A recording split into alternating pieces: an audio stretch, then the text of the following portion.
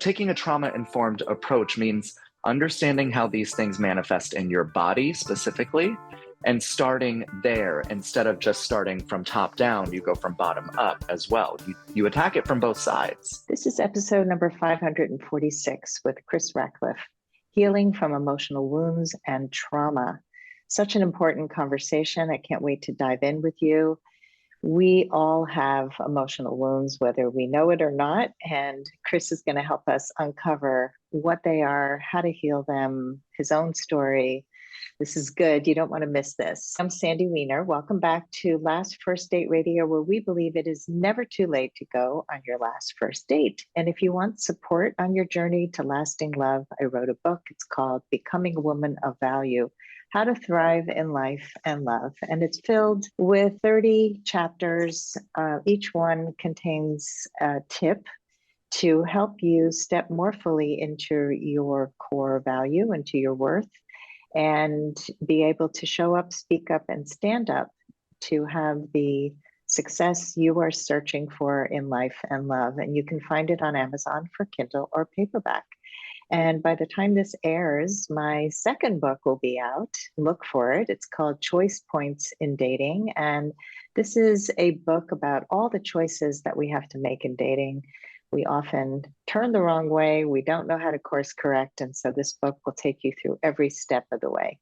This week's tip from the book, Becoming a Woman of Value, is step number 17, let go of toxic people. Easier said than done, but if you recognize that you have toxic people in your life, whether you're dating them or you have them in your friend group or you're working with toxic people, if you can let them go, just start to make your way out of that relationship because it holds you back. And if you can't fully let them go, then set boundaries around how you want to interact with that person, because what you focus on grows. Who you hang out with is very much what influences who you are and who you become. Before I bring Chris on, I just want to invite you to join my Facebook group. It's called Your Last First Date, and it's for women over 40 who are looking for positive support. It is so rare to find a place where you will actually be positively supported in a Facebook group for singles. And this group really has very strict guidelines so that you will grow on your journey to love, that you will be guided, that you will watch your language and listen and your thoughts to how you speak about dating, how you speak about relationships, so that you can really grow on your journey to lasting love. So join us at Your Last First Date. And now for my guest. Chris Rackliffe is a personal development writer, and he's an anxious attachment style coach. He has an ability to paint with words and has touched the lives of millions of people around the world. In his book, It's Good to See Me Again, Rackliffe shares stories that cut straight to the heart. He details his own heartfelt and harrowing experiences to help other people feel happier, healthier, and lead more fulfilling lives. Welcome to the show, Chris. Thanks, Sandy. I'm grateful to be here. Let's start with, what does it mean to take a trauma-informed approach to emotional healing? Great question. So when it comes to something like understanding who you are, understanding your patterns, many of us don't even realize that we've been through trauma. And yet trauma is a universal experience.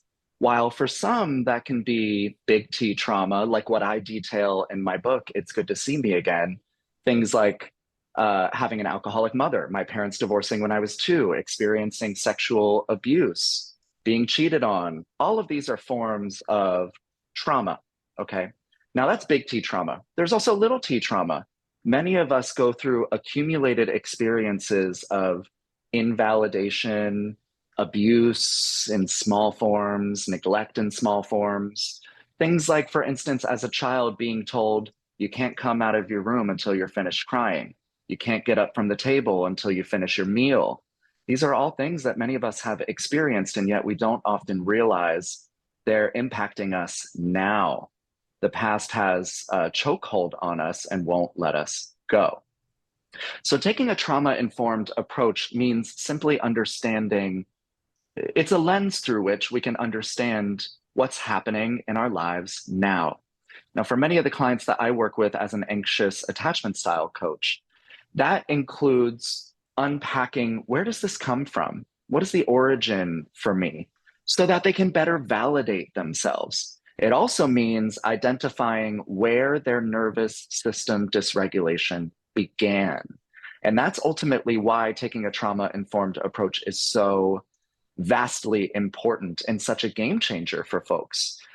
Healing is 80% somatic and physiological and only 20% cognitive. And yet many people stop at the cognitive stuff, at the reframing techniques and gratitude and thinking positively and trying to change their mindset.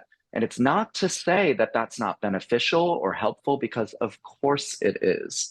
But you cannot think your way out of your feelings, and you cannot think your way out of nervous system dysregulation.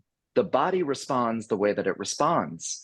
And when it's triggered, when you experience something that reminds you of a trauma that you've experienced previously, whether little t or big T, you will have a response and you cannot control that response. So you also have to learn to identify, where does this manifest in my body for me? How do I sit with this? How do I learn to cope with this and self soothe? How do I learn to, as you mentioned in the intro, identify the people in my life who are safe for me, who respect and understand and support and encourage me? The people around us have such a massive impact on our nervous system, and yet we just sort of pick them. We don't think intentionally about who we want around us and the impact that they have on us. Jim Rohn is famous for talking about how the 5 people that you're closest with have the biggest impact on you, and you become the average of those people. So that's just one example. But taking a trauma informed approach means understanding how these things manifest in your body specifically, and starting there instead of just starting from top down. You go from bottom up as well. You attack it from both sides. This is all such important information. I love your distinction between big T and little t trauma. Until I started doing this work, I didn't understand little t trauma. I understood big T trauma, and I think many of us don't understand that moving a lot is a little t trauma. Mm, Having a parent with mental illness or alcoholism, like you mentioned, is a little t trauma. And we don't yeah. realize how these things impact us, how they impact our choices in relationship, how they impact our nervous system, our attachment style. All of these things are so impacted by these traumas that we experience early on. And so Yeah. many people are unaware or unwilling to really dive deeper because there's a lot of fear. So talk about that for a minute, because I know a lot of people just, they kind of block the, I don't want to look, I don't want to see. Why do people do that? And how do you get through to people who are so afraid to look within? First, I want to validate that it's natural that you don't want to look at or experience, or rather re experience or bring up again, things that hurt you deeply. Things like being cheated on, or having your father, for all intents and purposes, abandon you when you're young, or have a mother that raised you who didn't nurture you or wasn't there emotionally for you, or substance abuse, like we've been talking about. It takes so many different forms. But let's first validate the fact that it's really hard to look at those things, because many of us learned growing up and in adult relationships as well that we shouldn't look at those things. We can't look at those things or feel those things. And that's why we develop these adaptive approaches to relationships. They're not necessarily good or bad, but they might be healthy or unhealthy depending on how you look at it. At the end of the day, it's a protective mechanism, but it can also be self sabotaging. Self sabotage is just another form of self protection. Okay, you're trying to survive. Your body has a survival response, and you think that you cannot handle it. So you block it out, you push it away, you numb it, you avoid it, you bury it, you deny it, you keep your schedule packed to the brim so that you don't have to sit with yourself. There's so many different ways of coping, and it really takes a lot of uh, bravery, a lot of vulnerability to sit and accept how we are the common denominator in all of our experiences. And we oftentimes perpetuate the dysfunction in our lives by seeking out what feels familiar energetically and emotionally. and recreating dynamics from the past, recreating trauma bonds. So let's first just say it's okay. It is absolutely okay that you have done that. But you also have to take accountability again for the ways in which you now, as a very powerful adult, someone who is not a powerless child, someone who is not in potentially an abusive relationship anymore, take accountability for the choices that you have, whether that's how you take care of yourself and this container, your mind, your body, your spirit, your emotional health, your mental health, your physical health, your spiritual health. All of it is super important, and you have to take accountability for that. But of course, you wouldn't want to look at it. But it is only when you do, when you sit either with yourself, with a loved one, or someone in your support system, or with a professional like a coach or a therapist, that you can actually break through these patterns and grow, because you have to confront what is holding you back. You can't allow the things that hurt you most deeply to define you. They are not who you are. You existed prior to their unfolding in your life. And so it's so important that you take a second, you realize, I am capable. I can do this. It's going to hurt, but so does staying stuck where I am. And I can't do that anymore. I have found that in my work with people with an anxious attachment style, it is oftentimes the folks who are tired of their own BS that make the most progress. They have that fuel, that desire to change, not to fix themselves, because you don't require fixing. You're not broken. You might have maladaptive approaches to relationships, and you might have a lot of coping mechanisms that you put around yourself in order to survive. But if you learned them, you can unlearn them. You absolutely can. You did not emerge from the womb with a dysregulated nervous system and a maladaptive approach to relationships. What this means is that you picked it up along the way. It was modeled for you and you picked it up from other people. And also, the dysregulation that you experienced in your body, you created stories around that and told yourself, well, I probably was treated that way because I deserved it. My dad left because I cried that one time, or I had a temper tantrum. We take responsibility for these things. We personalize these things because it gives us a sense of control. And then if we have the control, then that means that we can solve it. But there is nothing to be solved. All that needs to be solved is the fact that you have been invalidated, you've been in unstable, inconsistent, maybe even abusive or toxic relationships. That is okay. It is so much more normal than you realize. If you push into this, if you get vulnerable and talk about this with the people that are safe with you, you will realize this. But you have to be willing to confront the darkness if you ever want to experience the light. A lot of truth there. I love your compassionate approach and just validating that it is hard, but it is necessary for the life you want to live. And I think, I know that when I work with a client and they've had a very difficult past and they've repeated patterns, when they realize that they can change those patterns and they can actually have healthy relationships with themselves first and then with others, it is so life-changing. So let's talk a little bit about the nervous system regulation. This is such an important thing, and I know it's something we need to teach our children. It's something that we all need to learn how to do. So if you can define it and also just tell us why it's so important and how we can practice it. Your nervous system is wired to keep you safe. And when you're young and you're developing and you're really feeling into the world and learning what this is all about, of course, you're externally focused and you're just a sponge. You're picking up everything from the environment around you, whether that's how to eat or how to identify your emotions or how to even feel things, what it's like to be in a relationship with somebody else, what that even means. So this starts with our caregivers. And for many of us, that includes our parents. Those are our parents, although, of course, not for everyone, and that's okay too. So this starts very young when we're very impressionable.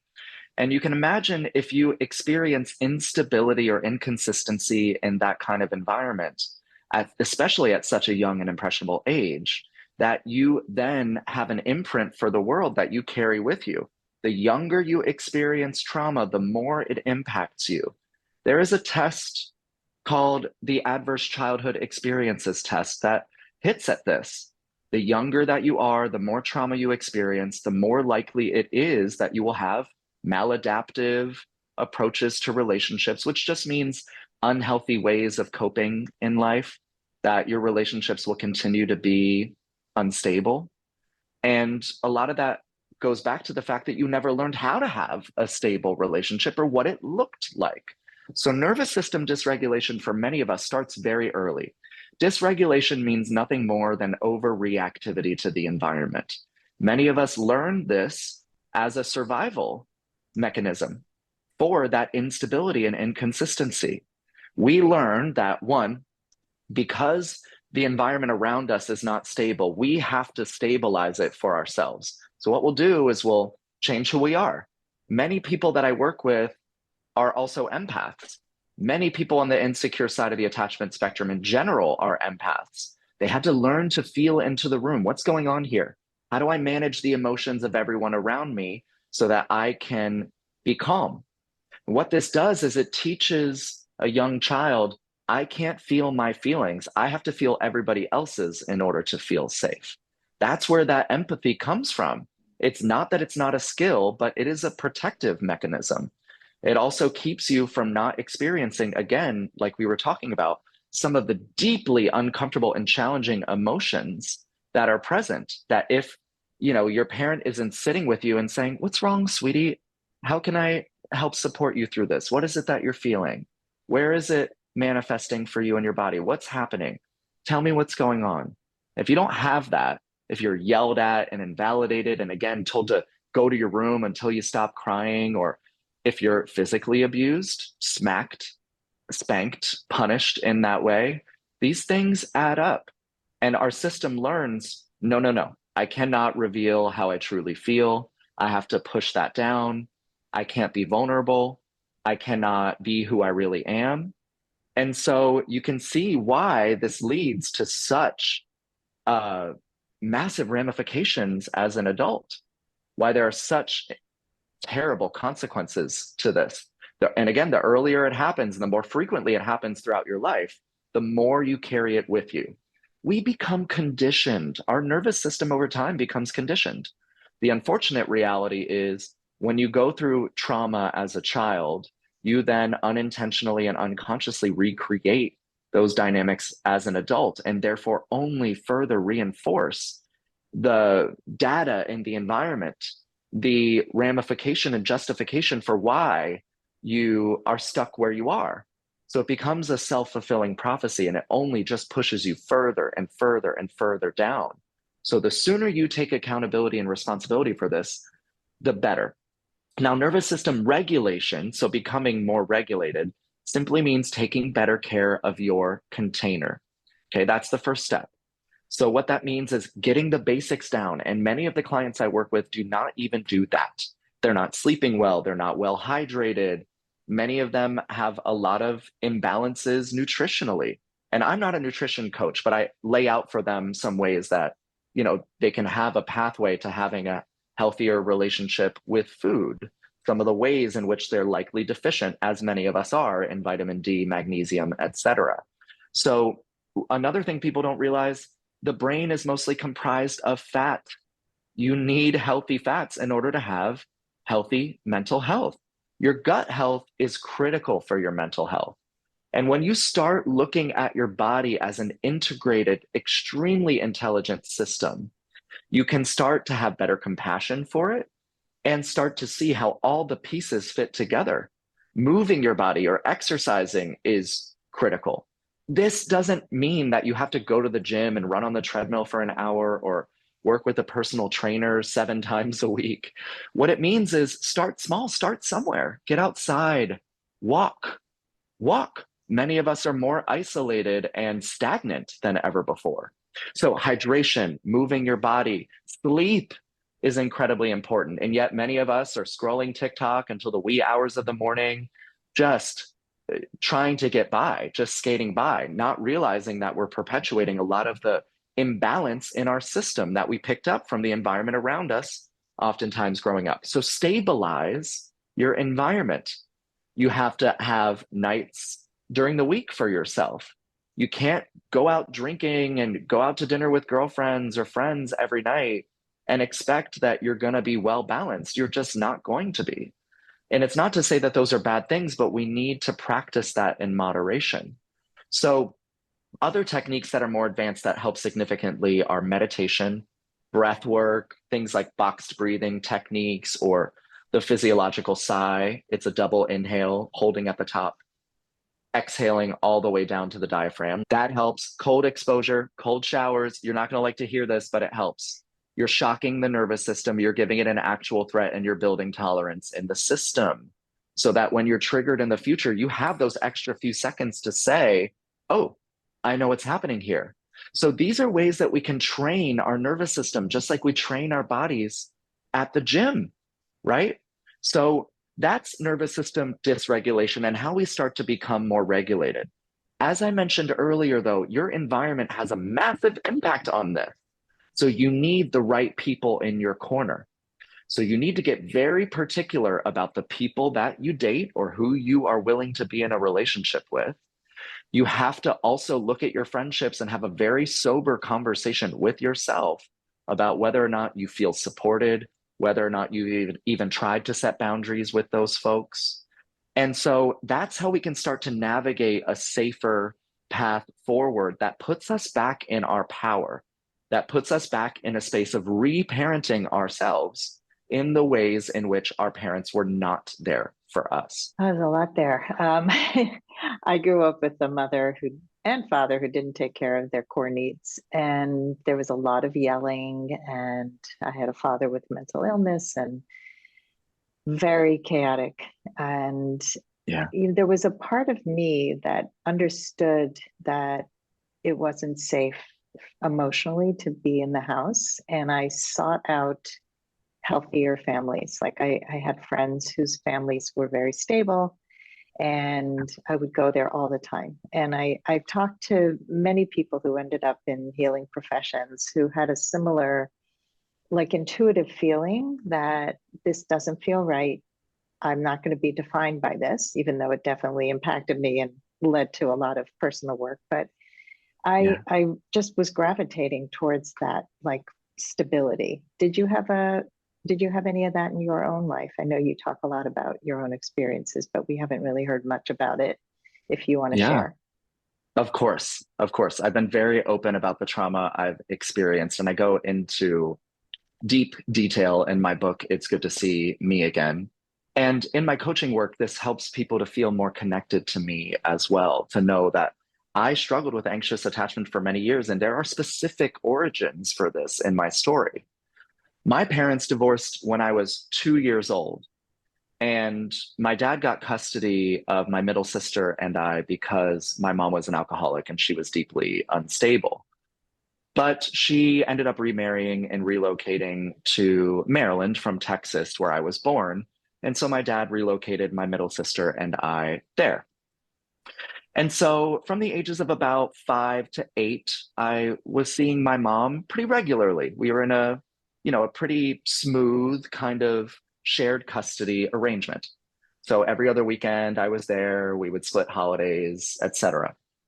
And things felt relatively stable. Okay. But at the age of 8, my mom, her second husband got a new job in Florida. And so they relocated 1,000 miles away. And I went from seeing her every other weekend, or basically 2 to 3 times a month, to 2 to 3 times a year. That kind of adjustment that quickly for me felt like abandonment. And in a lot of ways, it kind of was. I know now as an adult that she was following her husband. What was she supposed to do? He got a job, they had to relocate. But at the end of the day, it doesn't matter. It All that matters is how the child interprets it. At the end of the day, that is what matters. So yes, did I seek out safety elsewhere? Absolutely. Yes, I have probably 7 or 8 different moms who really helped to raise me, moms of friends and, my aunts. So I absolutely sought that out as well. But I also want to acknowledge how deeply isolating it can feel. I was raised mostly as a single child, even though I wasn't an only child. And my dad raised me as a single parent primarily. So, it felt very isolating. He was at work a lot. When I wasn't at school, I had babysitters, yes, but I felt like I was on my own, like I was abandoned a lot of times. And so I think it's really important to also acknowledge it's not on the child to seek that out. It's on the parent to create that kind of safety for their child. And when you have to do this at such an early age, when you become parentified in that way, it creates insecure attachment and it is a form of trauma. So that in and of itself is traumatizing to have to, think about any of this instead of just going out and playing and being outside and being a kid and playing video games or riding your bike or playing tag or Marco Polo or whatever it is. Instead you're at home worried about whether or not you can be who you really are. And that really stays with you. And it stayed with me. And I recreated a lot of those dynamics throughout my life.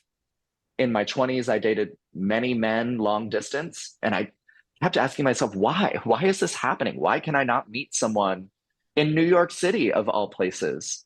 There's plenty of potential suitors here. And there were reasons for that, of course, that were very sobering for me and that I had to come to terms with. And so, all that is to say, when you can look at the arc of your story and you can identify where a lot of this comes from, you begin to be able to validate that for yourself and to say, there's nothing wrong with me. I learned this, I can unlearn it, and then you can charter a path forward for yourself. But yes, my trauma was deeply difficult to unpack. And some of those arcs are still unfolding in my life. This house that I'm in right now in Charleston, South Carolina, represents the end of a 32-year trauma arc in my life. When my parents divorced when I was 2, I never had a home. I was raised in an apartment building in the suburbs of Baltimore with my father. That meant that when he had a stroke when I was 17 and I had to finish out high school living with my best friend, and when I graduated, went to college, I didn't have a home to come back to. So 32 years later, at 34 years old, I bought my first house. And that was deeply affirming for me and reinforced a sense of agency that I have now as an adult to end these cycles. So if you're listening to this and you're like, I don't know where to start and trauma keeps coming up for me, I keep getting triggered and I don't think this is ever going to come to a close for me. Yes, it can. Yes, it will. It will be hard. You will have very difficult days, months, and even years, but you can let it go.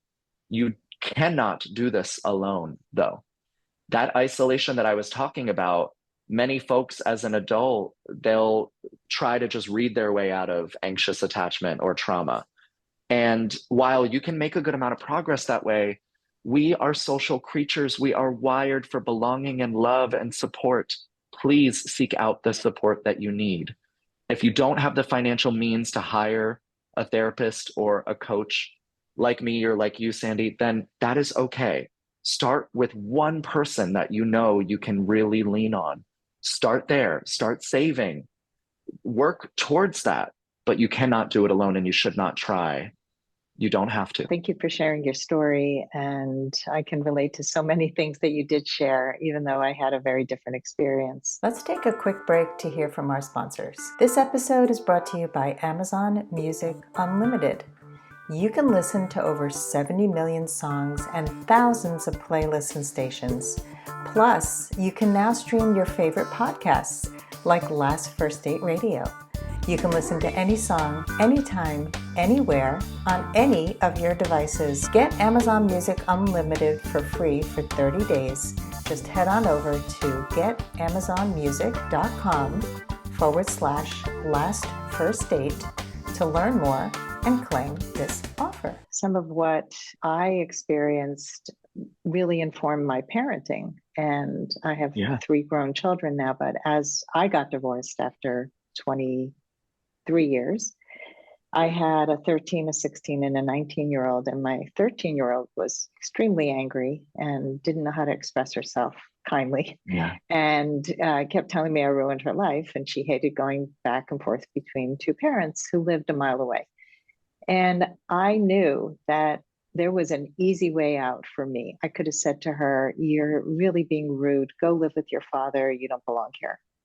And that would have been the absolute worst thing that I could have done for her, because she would have definitely interpreted that as abandonment.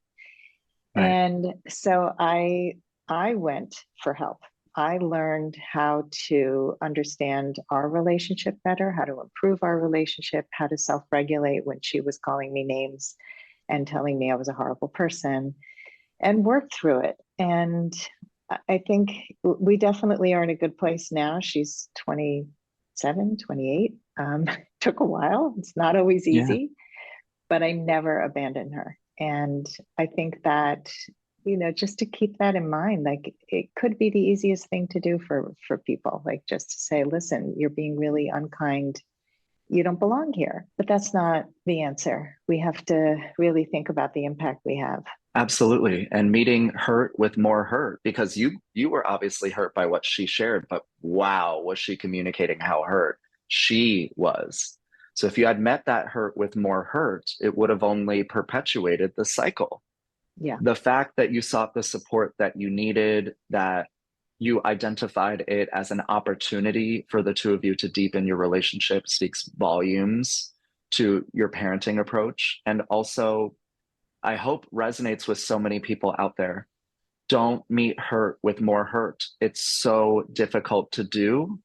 But when you learn to see someone's struggle for what it is, someone's hurt and pain and darkness for what it is, you can meet it in a different way. This does not mean that you self-sacrifice.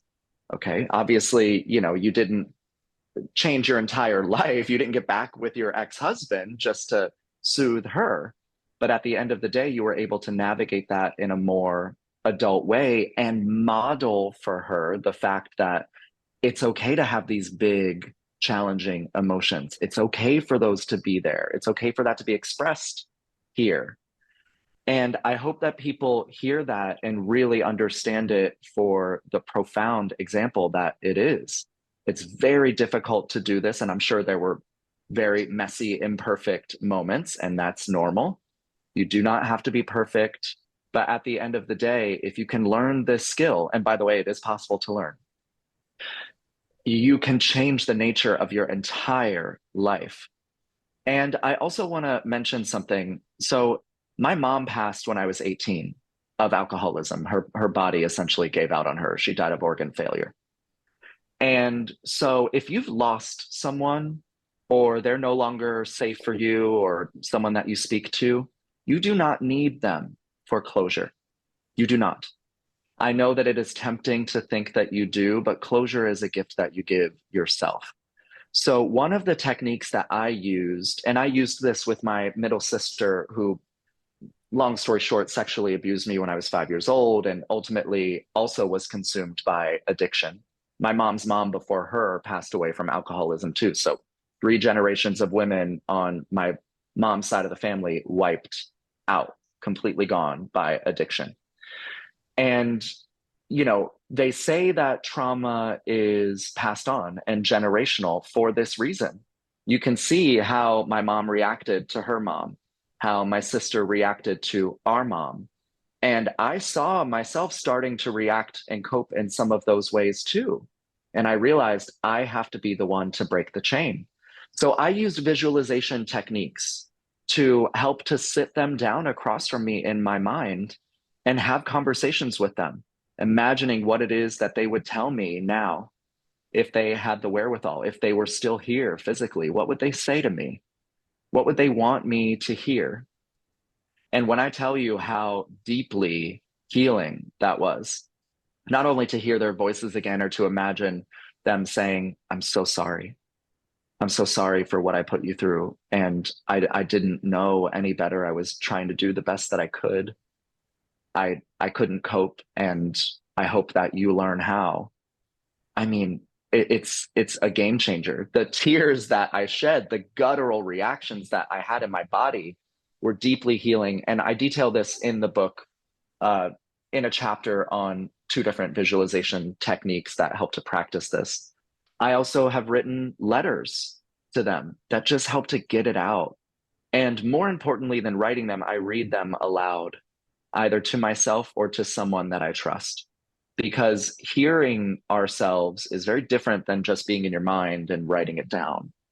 We process information differently, and it's much more emotional experience because it feels like we're hearing it from somebody else. So those are two ways that even if that person is no longer in your life, even if they're not safe for you, maybe they're a narcissist, or maybe it's just straight up toxic and you cannot go there with that person. That's okay.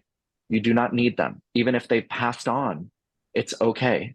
You can process this and you can come to terms with it. These are really beautiful ways to heal. And I do have clients who are still in relationship with parents who are still hurtful and Mm. expecting a different response from them. And I think that this technique can be used with people who are still alive and with people who are no longer there. It's when you didn't get the nurturing and the parenting that you hoped for, especially, the whole reparenting yourself is a really important thing as well.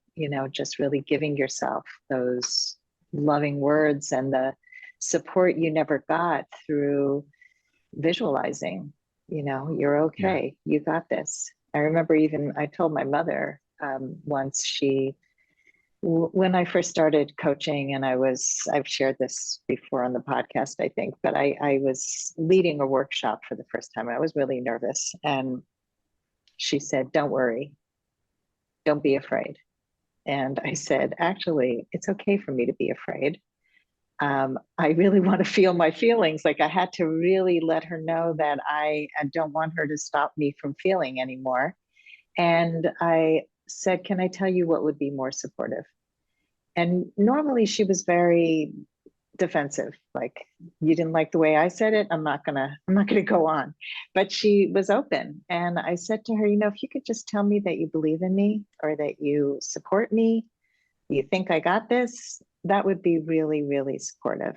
And it was the beginning of a lot of me speaking up and not just letting my parents treat me in the way that they had in the past, not hoping to change them necessarily, but to say, I have a voice. And I think a lot of people think, well, they're not going to change, so why should I bother? So I think it's really important to do this, if you can. That's my opinion. I'd love to hear your thoughts on that. What a wonderful example. And for those who are listening to the audio only, I've been over here smiling a lot of the time because I have an example very similar to that from my own life with my father when it comes to coaching as well. You know, I've been coaching almost 3 years now, full time. And before that, I knew I was going to pivot my career and transition. And, my dad was a very supportive figure in my life, but wow, did he have a lot of limiting beliefs around money in particular. And so his rhetoric to me was often stay in your corporate job as long as you can, save as much money as you can. He was, of course, projecting on to me his own limitations. And it got to the point where I had to say to him, Dad, I so appreciate that you want to protect me and you want what's best for me. It's so clear in what you're saying. However, in these instances, just need you to tell me you can do it. You've got this, son. I believe in you. I don't need more fear. I'm already afraid. I'm already afraid I'm not going to be able to sustain myself. Little did we know at the time, all the money that I had saved to transition my career ended up going to the down payment on this house. I didn't need any of it because I have had an overwhelming outpouring of interest in anxious attachment coaching from the beginning. And have had a client roster of a minimum of 15 to 20 clients at any given time. Right now, I'm working with about 30. So, all that is to say, you have to be the one to set the example of what you're willing to tolerate in your relationships. And yes, it is hard and it is deeply uncomfortable. This is why working with a coach can be transformative for folks too, because in that safe container of the environment of working with a coach, we can actually practice what this sounds like. And we have these examples to bring to the table too. So with my clients, for instance, when they're setting boundaries of this nature, I will have them say it again and again and again to me, and I will practice different approaches and responding to them until they get to the most concise version, because many of us over explain, and we say, well, I just don't want blah blah blah blah blah blah blah. You don't have to go into all of that. Get to the most distilled version, stick to it, and practice what it is like to hold that space. So your example, very close to mine, of course, and parents in particular, especially considering what we've been talking about all along in this episode, a lot of our trauma going back to that environment. And this is not to blame parents, because it happens unintentionally and unconsciously. Okay. But it is to recognize that your parents will likely trigger you as an adult, even after many, many years of working on yourself and approaching your healing. And the minute you can learn to recognize their fear for what it is, a misdirected form of love, the better off you will be. And you can just say, thank you. Thank you for caring enough to express that to me. Moving forward, actually, what is going to be most supportive and beneficial for me is blank. I love your example, and I love the simplicity of just thanking them and sharing what works for us today. It's this work is so essential. It is changing so many lives to be able to recognize our emotional trauma, to recognize our dysregulation, start regulating our nervous system, start expressing who we really are, and start going on our last first date. So in that regard, I would love to hear your final words of advice for anyone who wants to go on their last first date. If you really want lasting, stable, consistent relationships in your life, especially romantically, you have to bring the stability into your life and create it. And so many of us look at a romantic partner as the solution, as this kind of knight in shining armor, so to speak, that's going to arrive one day and change the game completely. And while it is very important, the partner that you select to ride along this journey with, you have safe, healthier, more secure relationships because you create them. You have to become a more secure version of yourself. Because if you remain in a lot of the same ways of coping and regulating that you have, even if you meet the right person, if you exist in that space for long enough, you will push them away. No one can sustain in that kind of instability. No one wants a relationship like that. So the takeaway here is this: you have the power. Step back more fully into your power by taking care of yourself, by surrounding yourself with supportive people, by working with a professional, if ever and whenever you need to. There's no shame in getting the support that you need. Find someone who's more advanced in their knowledge in this area or on their healing journey, someone like Sandy or myself, for example, and learn what they have learned. Pick up what they model for you. Therapists can do this as well, okay? But if you want to go on your last first date, date yourself, please. Don't wait for that person to show up and whisk you off your feet. And if they do, great. Then you'll at least have the stability that you need to sustain that kind of partnership over time. So please take care of yourself up for having a big heart.